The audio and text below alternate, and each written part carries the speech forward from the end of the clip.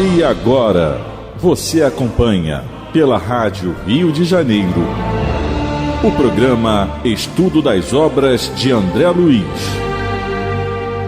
Vamos refletir sobre o livro Nosso Lar. Produção e apresentação, Tereza Cristina e Marco Antônio. Amigos ouvintes da Rádio Rio de Janeiro, emissora da Fraternidade, novamente aqui estamos com a permissão de Jesus e dos bons espíritos, a fim de darmos continuidade ao estudo da vida no mundo espiritual, através da obra Nosso Lar, obra que foi psicografada por Francisco Cândido Xavier e foi ditada pelo espírito André Luiz. Olá, caros ouvintes da Rádio Rio de Janeiro. Vamos começar o nosso estudo de hoje, não é? Fazendo um pequeno resumo do que nós vimos no programa passado.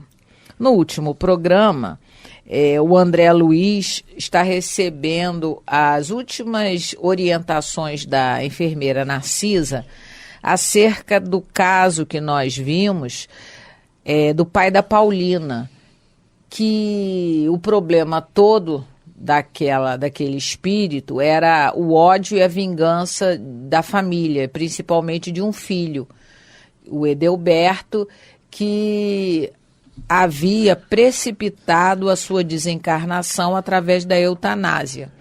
O capítulo todo, nós conversamos sobre herança, né, o problema da herança, do dinheiro, e conversamos também sobre a questão da eutanásia, quando se apressa a desencarnação de uma pessoa, né? Então, nós conversamos sobre isso e ficou faltando um comentário da última frase que a Narcisa diz para o André Luiz nesse capítulo. Ela coloca assim: Narcisa, o último parágrafo do capítulo 30, 29 não, desculpa, capítulo 30.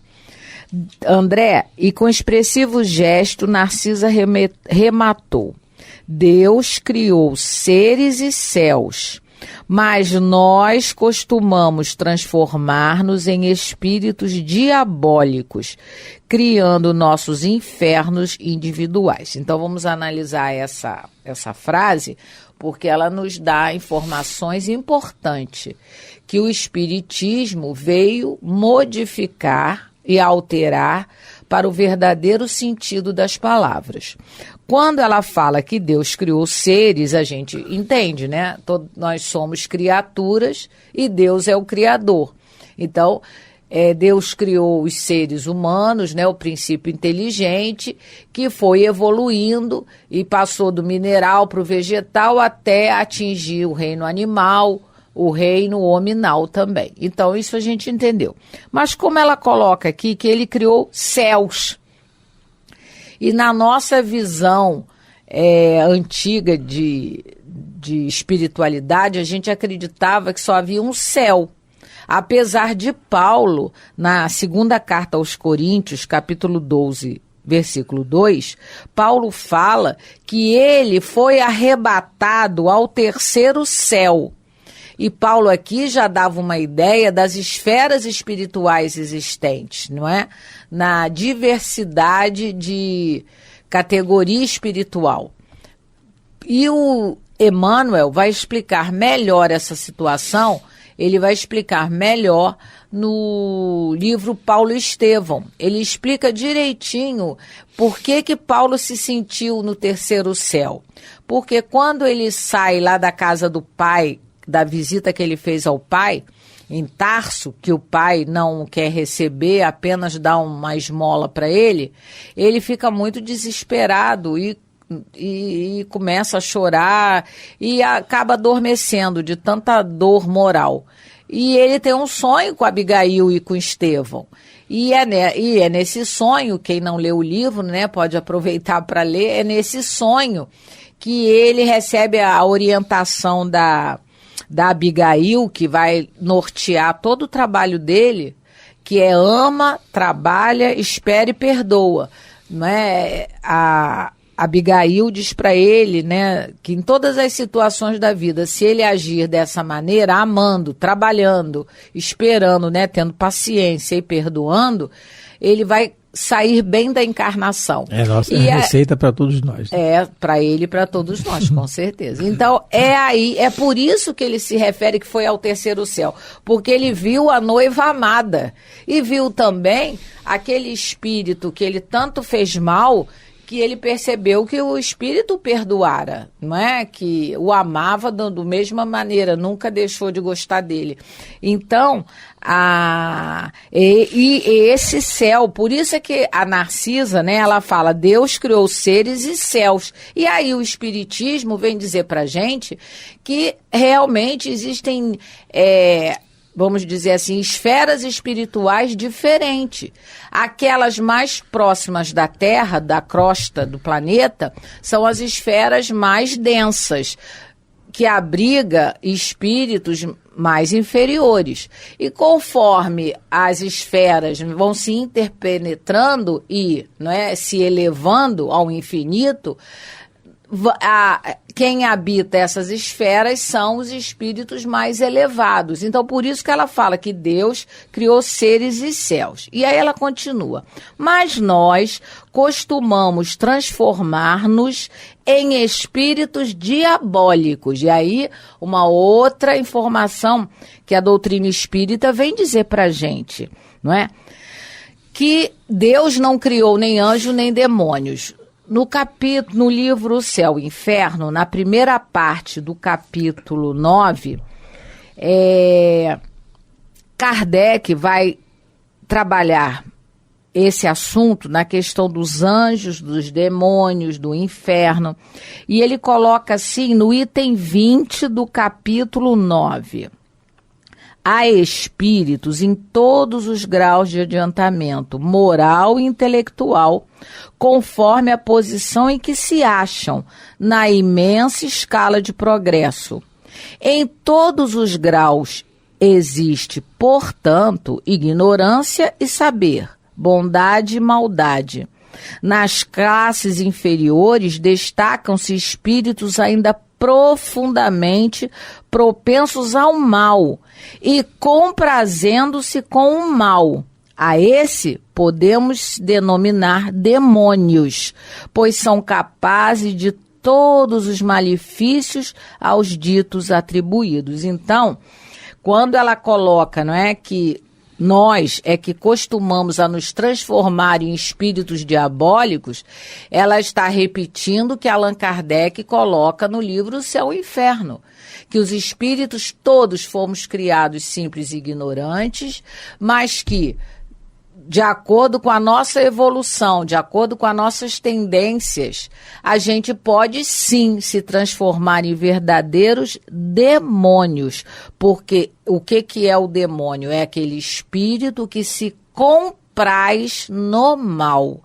Porque fazer as coisas erradas, né, meus irmãos, todos nós ainda fazemos, não é? Bastante coisas erradas. Mas a gente já deveria não estar mais nesse estágio de se comprazer no mal, de ter prazer em ver o outro sofrer, armar planos para que as pessoas caiam, para que as pessoas se deem mal na vida. Isso é a postura do demônio. Então, o Espiritismo, mais uma vez, vem nos esclarecer que quem são os demônios? Somos nós, quando fazemos o mal e nos comprazemos nele. E aproveitando esse esclarecimento que a Teresa está fazendo, ela explica assim, transformar-nos em espíritos diabólicos. Quer dizer, nós nos transformamos em demônios na situação do comportamento. No caso aqui específico, o Edelberto, que é o filho do nosso irmão, que não tem o nome aqui. Pai da Paulina. Pai da Paulina, né? Não botou o nome do moço. Não botou. E ele desencarna com ódio do filho. Mas nós precisamos esclarecer também, quer dizer, nós não, a doutrina nos esclarece, a gente precisa lembrar que ele não é responsável pela morte do pai da Paulina. O pai da Paulina ia desencarnar mesmo, da maneira como ele desencarnou. o aprendizado dele. Porque se Deus quisesse, Jesus quisesse, os bons espíritos quisessem, mesmo o Edelberto dando lá a injeção letal, ou desligando os aparelhos, tentando a eutanásia, se os bons espíritos quisessem, ele não desencarnaria. O problema, o que acontece aqui? Ele não é responsável pela morte do pai da Paulina, ele é responsável pelo mal que ele desejou. É isso que a doutrina espírita maravilhosamente vem nos esclarecer. Pelo menos particularmente falando de mim, é uma das coisas tão assim significativas que eu aprendi com o espiritismo. Nós não somos responsáveis pela morte do outro ou pelo mal do outro, que o outro venha a passar. Nós somos responsáveis pelo mal que nós desejamos. E é nisso que ela diz que nós nos transformamos temporariamente em espíritos diabólicos. Nessa situação, dessa concepção do diabo que a gente veio criando durante séculos, né? Então é isso que essa questão de moral filosófica que o Espiritismo vem nos ensinar. Como é o caso do livro Entre a Terra e o Céu, em que a madrasta do menino, do Júlio, ela está passeando com ele na praia, ela solta a mãozinha dele, ele tinha 5 anos, e deixa ele ir para o mar, e ele se afoga. Ela não matou o menino, ela não é responsável pela morte dele. Ele ia desencarnar, no caso específico do Júlio, livre entre a terra e o céu. No caso específico dele lá, ele é um ex-suicida, ele se afogou no rio, lá no Paraguai. No Paraguai, ele se afogou, se suicidou se jogando no rio.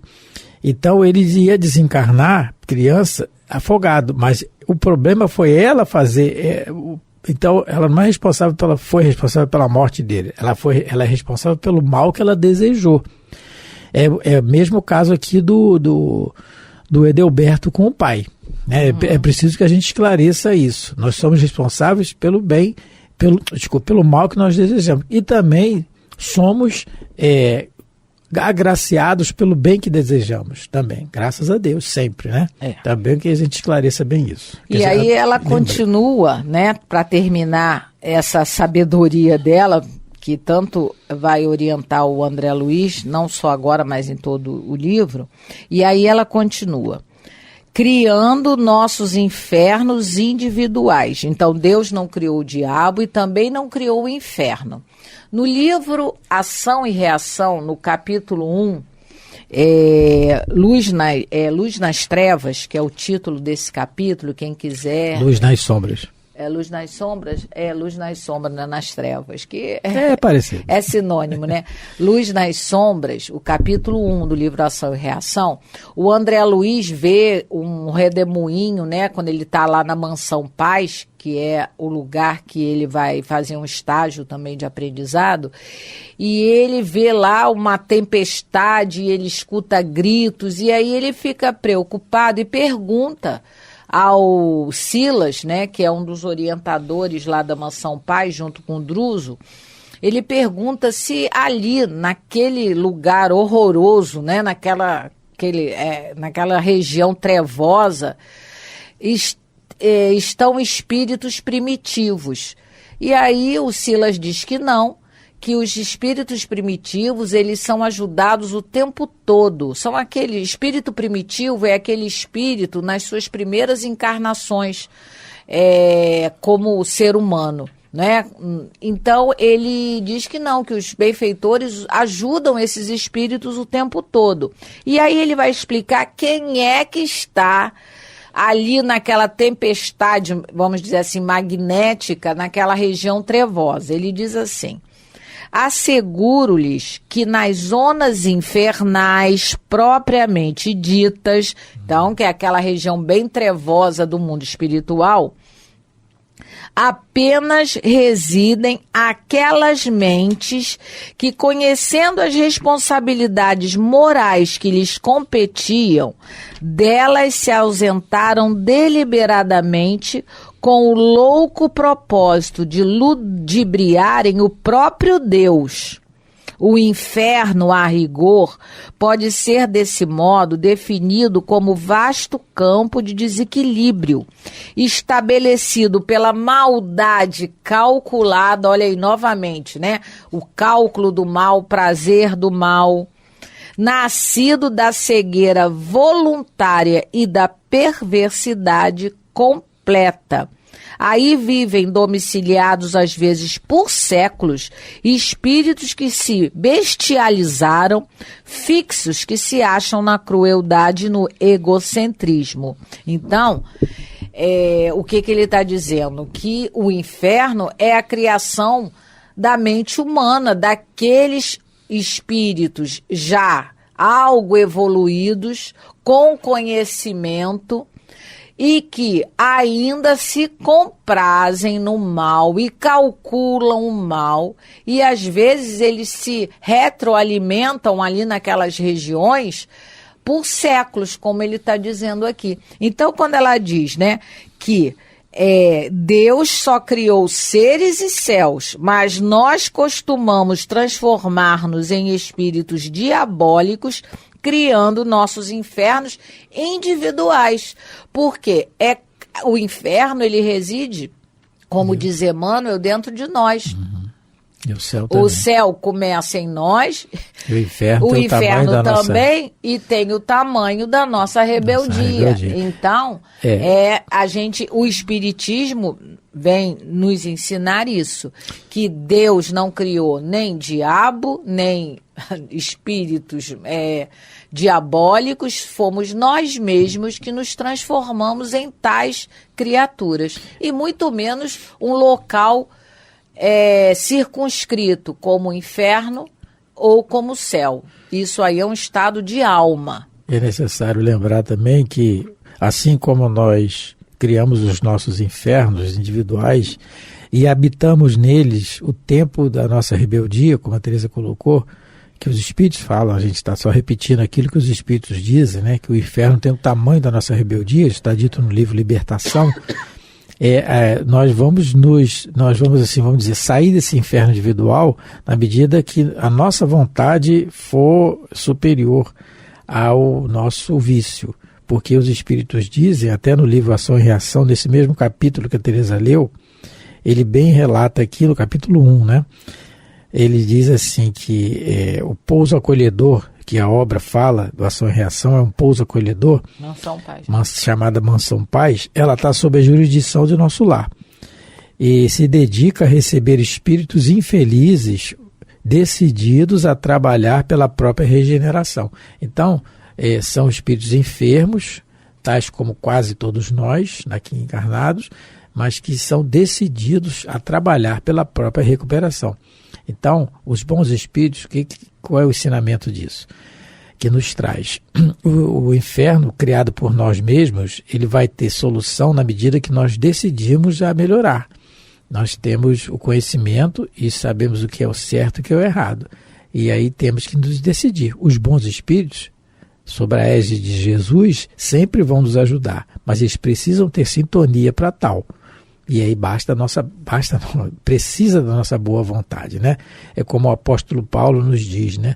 Tornar a levantar os joelhos desconjuntados. Os joelhos já estão desconjuntados pela quantidade, número de quedas que nós temos na nossa estrada, na nossa caminhada, pela nossa rebeldia, principalmente o nosso orgulho, o nosso egoísmo. Então é isso. Então o Edelberto aqui, que é o filho, o irmão da Paulina, e aquele que cometeu um crime planejado, porque ele planejou.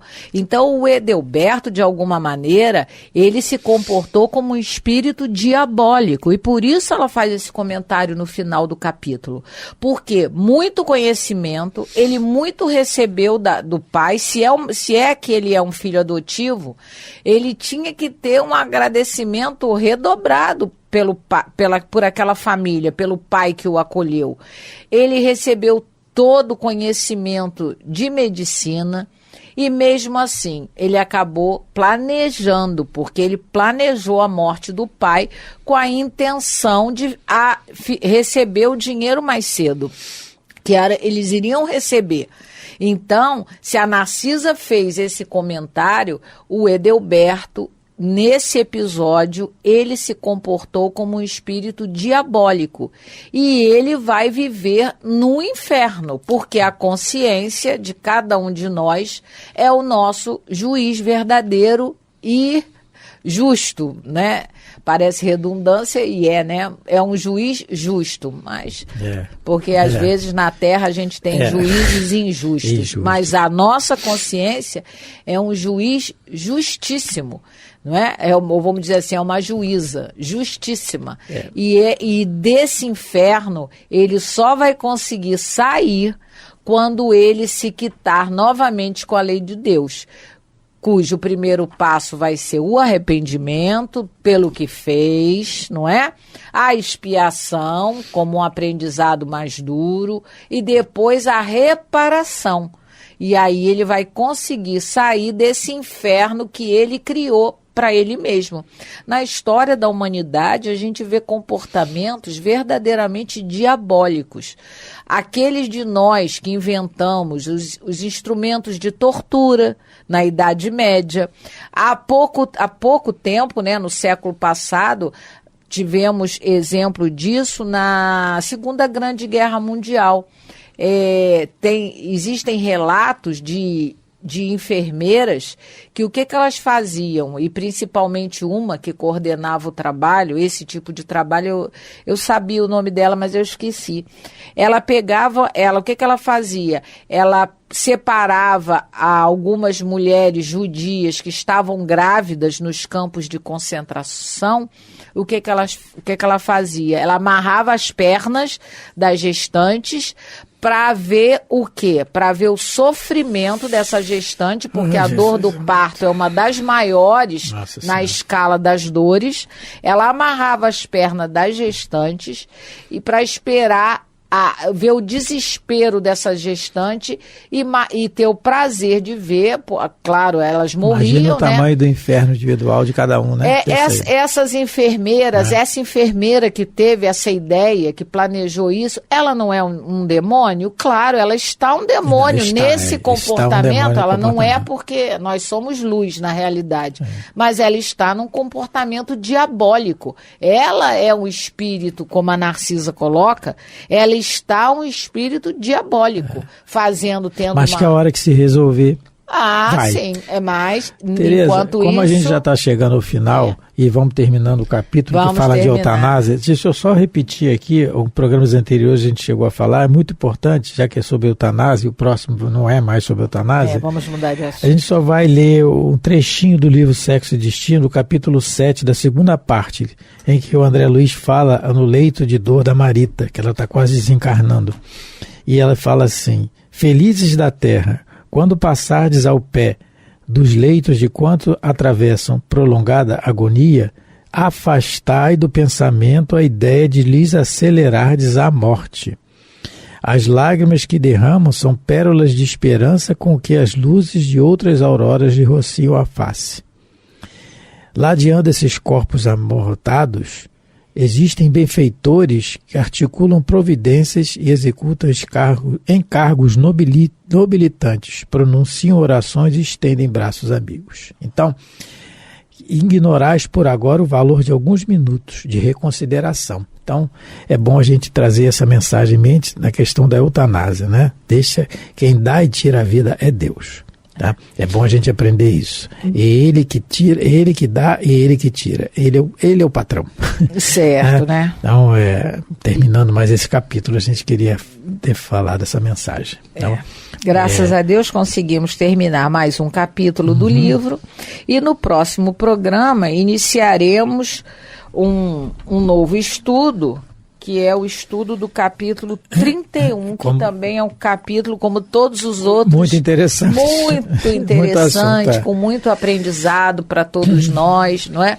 E que Deus nos ajude para que cada vez mais nós possamos viver no bem, pensar no bem, desejar o bem e tentar assim, não é? Evoluir um pouquinho mais a cada encarnação. Agradecendo a todos pela paciência de nos ouvir, desejando a todos muita paz de Jesus nos seus lares, em suas vidas. Muito obrigado pela atenção, pelo carinho, pela paciência de nos ouvir. Fiquem com Deus. A Rádio Rio de Janeiro apresentou o programa Estudo das Obras de André Luiz. Produção e apresentação, Tereza Cristina e Marco Antônio.